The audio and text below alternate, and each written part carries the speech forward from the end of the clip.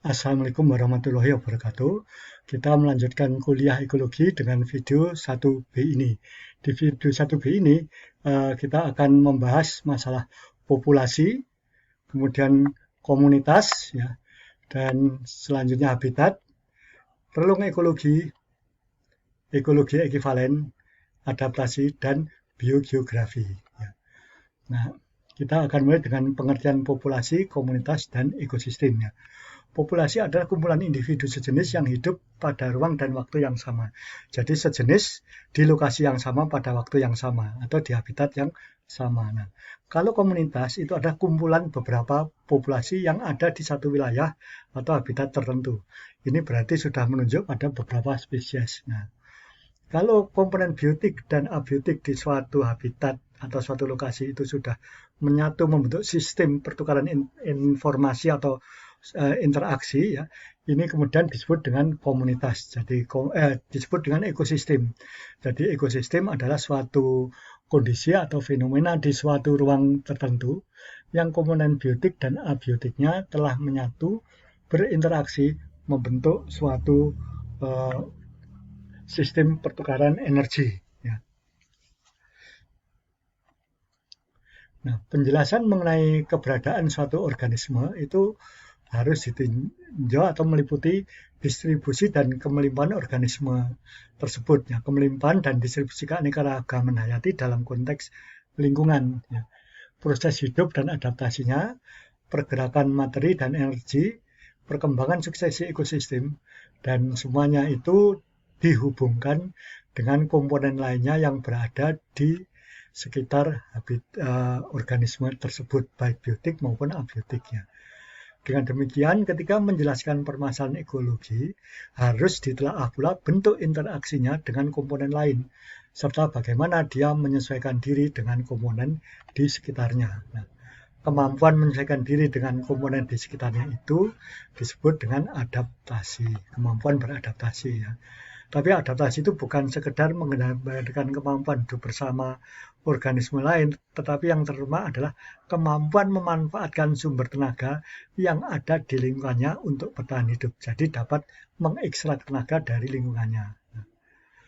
Jadi ini ada interaksi yang terjadi pada sistem populasi, komunitas, serta ekosistem. Nah, sistem interaksi yang berlangsung dalam suatu ekosistem adalah sistem interaksi perpindahan energi antara makhluk hidup dan lingkungannya secara keseluruhan yang meliputi benda hidup dan benda mati, bahan organik dan anorganik. Selain itu juga ada aliran informasi. Jadi ini interaksi yang terjadi pada ekologi, ya. Berarti interaksi antar makhluk hidup dan lingkungannya itu mulai dari tingkat populasi sampai dengan ekosistem. Ya. Namun harap diperhatikan ya bahwa aliran energi tidak kembali dalam bentuk yang sama. Ya. Kita ke habitat dan relung ekologi. Nah, habitat menunjuk pada tempat organisme secara langsung, bukan menunjuk pada organismenya, ya, tapi tempat hidupnya. Nah, tempat suatu organisme berada atau dapat ditemukan disebut dengan habitat. Relung itu menunjuk pada fungsi organisme di lingkungannya atau di ekosistem itu dalam komunitasnya. Nah, secara umum habitat itu hanya ada dua, yaitu terestrial dan akuatik. Terestrial atau darat, akuatik atau perairan. Lainnya merupakan derivat dari kedua habitat ini. Misalnya habitat lele, Clarias batrachus, itu adalah habitat perairan. Lebih khusus lagi adalah air tawar. Sedangkan habitat kakap itu habitat akuatik, lebih khusus adalah laut. Achatina fulica, bekicot, ratus, monyet, kemudian ayam itu habitatnya terestrial. Walaupun berbeda-beda ya. Habitat juga dinyatakan secara lebih khusus. Misalnya unta itu hidup di darat ya. Jadi habitatnya terestrial. Tapi kan terestrial macam-macam, maka dilebih khususkan lagi adalah padang pasir. Jadi habitat unta adalah padang pasir. Ini contoh habitat darat yang A. Ya. Ada tumbuhan dan ada monyet. Yang C ini habitat perairan. Ya. Itu air laut ya. Ada ikan buntel, Arodron hispidus, dan juga ada terumbu karang. Di antara kedua habitat ini terdapat perbatasan habitat darat dan habitat perairan, terestrial, dan akuatik, tapi akuatiknya laut. Ada yang jelas seperti ini, ada pula yang tertutup oleh tumbuh-tumbuhan. Ya. Jadi ini batasnya yang jelas tidak ada, tidak tampak, karena tumbuhan ini dapat hidup agak ke darat maupun agak ke laut. Ya. Nah, selain habitat, kita mengenal adanya mikrohabitat, yaitu bagian khusus dari suatu habitat. Ya, misalnya jamur, itu dapat hidup di tempat tertentu saja dari suatu habitat yang luas. Ya. Nah, kondisi tempat tertentu itu menimbulkan juga iklim tertentu. Ini kemudian namanya iklim mikro. Nah, kondisi ini yang kemudian disebut mikrohabitat. Ya. Mikrohabitat dan kemudian ada iklim mikronya juga. Ini contohnya di potret ya. Ini ada 3 jamur. Ini hidupnya di sersah atau di tanah yang banyak mengandung humus. Ini di kayu yang mati. Ini kayu yang hidup. Nah, mikrohabitatnya berbeda ini. Ya, jelas berbedanya. Ya. Ini yang kemudian disebut mikrohabitat A, mikrohabitat B, mikrohabitat C. A untuk jamur ini dan sebagainya. Ini A kayu lapuk, ya. B tanah lembab, dan C pohon yang masih hidup. Ya. Nah, agar dapat bertahan hidup, ya, organisme harus dapat beradaptasi di lingkungannya. Nah, setiap lingkungan itu menuntut atau menunjukkan adaptasi tertentu supaya organisme itu dapat mengekstrak tenaganya. Kadang-kadang organisme yang hidup di daerah A, bukan kadang-kadang ini terjadi ya, evolusi akuatik pindah ke terestrial. Ya. Nah, dari terestrial ini ada lagi yang pindah ke akuatik lagi. Jadi ini ada evolusi kedua dan kemudian ada adaptasi sekunder. Ini contohnya pada penyu, paus, kemudian pada lumba-lumba, nenek moyangnya di air, semuanya hidup di darat ya. Kemudian di darat berkembang kembali lagi ke air ya. Buktinya kalau itu hewan darat apa? Bernafas dengan paru-paru. Ya. Nah, ini contoh habitat adaptasi struktural yang kedua. Tungkainya berbentuk seperti sirip, lain dengan tungkai pada kura-kura ya. Saudaranya yang hidup di darat, kura-kura Brasil misalnya. Tungkainya itu menunjukkan ada jari-jari karena digunakan untuk merangkak itu ya, mencengkeram ya. Kalau penyu digunakan untuk berenang, pergerakan di air. Nah, kita ke relung ekologi sekarang. Relung ekologi itu tadi menunjuk pada fungsi organisme dalam ekosistem ya. Jadi lebih inklusif dari habitat ya. Nah, perbedaan pengertiannya itu dapat dianalogikan sebagai berikut ya. Habitat itu menunjuk ke alamat, relung menunjuk ke fungsi. Ya. Alamat organisme di darat atau di air, hutan atau padang rumput, fungsinya apa?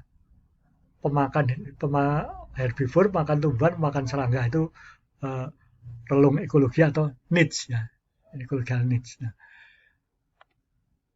beberapa jenis organisme dapat berada pada daerah geografi yang sama, ya. Habitatnya pun sama, tapi pada umumnya akan menempati relung ekologi yang berbeda. Itu misalnya burung fin itu ya, ada yang hidup di puncak pohon, ada yang di bawahnya ya. Kemudian ada pemakan biji kecil dan pemakan biji besar. Ya. Itu kalau ditinjau secara umum habitatnya terestrial, ya, tapi mikrohabitatnya berbeda memang. Ya. Kemudian fungsinya secara umum herbivore, pemakan tumbuhan, tapi herbivornya itu ada yang pemakan biji, pemakan buah, ya. Dan kemudian ada yang pemakan serangga. Ya. Namun dapat juga relung ekologi yang sama tapi di habitat yang berbeda ya, atau wilayah geografi yang berbeda. Ya. Nah, ini pembagian relung ya, relung habitat itu menunjuk pada mikrohabitat, jadi lebih khusus lagi ya. Kemudian ada juga relung trofik ini yang kita kenal secara umum yang tentang makanannya ya, dan kemudian ada relung multidimensi. Ini Hutchinson beranggapan atau menurut teorinya dia, organisme itu di alam tidak hanya memiliki satu fungsi. Oleh karena itu berarti relungnya juga banyak ya, banyak jenisnya ya. Nah, Ekivalen ekologi adalah kesamaan ekologi dari fungsinya ya, yang digunakan untuk menunjukkan dua jenis organisme atau lebih yang memiliki relung sama tapi di daerah geografi yang berbeda. Ya. Ini jenis-jenis yang memiliki ekivalen ekologi dan berbeda di daerah yang berdekatan atau bersebelahan atau mungkin juga di daerah yang jauh ya. Dan biasanya memiliki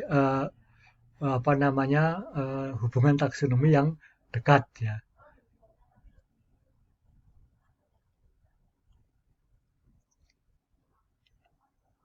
Nah, kalau dua jenis organisme atau lebih dikatakan memiliki takson yang dekat itu artinya berada pada takson yang sama. Ini contoh ekivalensi ekologi ya. Di Afrika, Indonesia, dan Amerika Utara. Di padang rumputnya sama-sama, berarti semua makan herbivore, makan rumput. Di Afrika ada Synchorus cover, ini kerbau Amerika. Di Jawa, Taman Nasional Baluran ada Bos bubalis ya, bubalis ya, bubalis ya. Selain Bos javanicus ya, ada bubalis. Sedangkan di Amerika ada bison. Ini pemakan atau hewan di padang rumput semua. Nah, sebagaimana populasi, komunitas, ekosistem juga dapat berkembang. Itu biasanya kemudian nanti akan berbeda komunitasnya atau organisme. Nah, perubahan ini kemudian disebut dengan suksesi. Nah, kalau ada suksesi berarti harus ada penyesuaian kondisi yang baru. Nah, adaptasi terhadap kondisi atau lingkungan baru ini meliputi beberapa hal seperti struktural, fungsional, dan perilaku. Nah, organisme yang tidak berhasil beradaptasi dengan kondisi baru ini memiliki dua kemungkinan. Mati karena tidak dapat mengekstrak tenaga dari lingkungannya, atau dia pindah ke lingkungan yang lain, bermigrasi ke lingkungan yang lebih sesuai ya. Keduanya mengakibatkan kepunahan di wilayah tersebut. Jadi punah itu tidak berarti mati, tapi punah tidak ada di situ. Dapat karena mati, dapat pula karena pindah tempat. Nah, jadi tidak harus mati ya punah itu, jadi dapat bermigrasi. Nah, di dunia ini secara geografi dibagi menjadi 7 daerah, yaitu Nearktik, Palearktik, Afrotropik, Indomalaya, Australasia ya, kemudian ada Neotropik dan Oceania. Ya. Ini kemudian ada Antartik yang meliputi daerah Antartika, ada 8 berarti ya. Ini petanya ya. Jadi ini ada daerah tropik, ini Australian ya. Ini Indomalaysia di sini. Ya. Meliputi Indonesia sampai dengan Asia Tenggara ya. Itu di situ. Ini daerah Antartik ya. Ini Arktik, di sini Paleotropik ya. Ini ada macam-macam daerahnya. Nah, demikianlah video topik ekologi tatap muka 1 ini. Selanjutnya kita akan melanjutkan ke topik ekologi ini pada video yang nomor 2. Terima kasih atas perhatian dan kerjasama saudara. Sampai jumpa di video nomor 2.